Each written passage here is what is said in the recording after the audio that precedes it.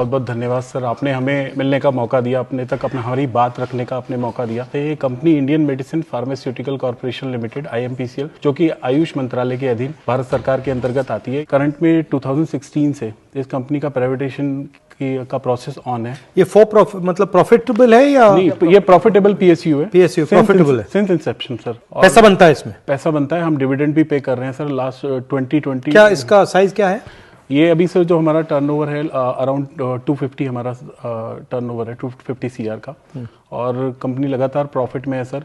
हमारे कितने लोग काम करते हैं इसमें? हमारी कंपनी में लगभग 100 से ज़्यादा डायरेक्ट एम्प्लॉयज़ हैं, हमारे एम्प्लॉय काम करते हैं, 350 लेबर है, और लगभग 5000 लोग किसान हमसे जुड़े हुए हैं। हमारे ऊपर जिनकी रोजी रोटी चलती है वो हमें गौमूत्र, कंडा, बहुत तरीके की जड़ी बूटियाँ जो वो कलेक्शन करते हैं फॉरेस्ट से, वो देते हैं, और उसके बाद हम उन्हें आगे प्रोसेस करके मेडिसिन बनाते हैं। अभी मिनिस्ट्री ऑफ आयुष की एक लौती कंपनी है जो प्रॉफिटेबल है, PSU है, और आज ये कंपनी का डिसइन्वेस्टमेंट हो रहा है, सेकंड स्टेज बिडिंग में आ गई है।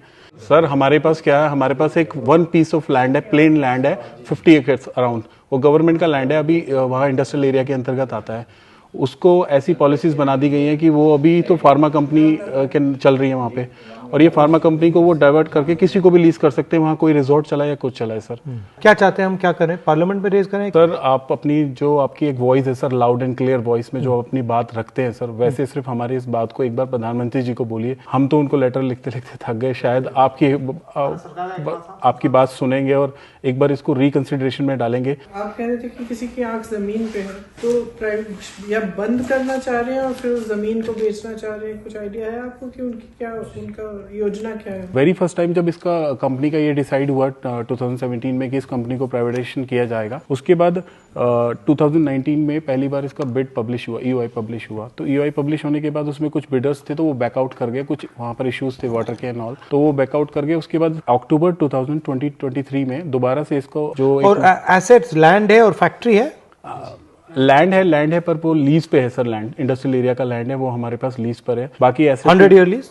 हाँ, और क्या एसेट्स हैं? बिल्डिंग्स हमारा इंफ्रास्ट्रक्चर है, प्लांट एंड मशीनरी है, हमारी मशीन है जो हमारे दवाइयाँ हम बनाते हैं, पैकेजिंग की।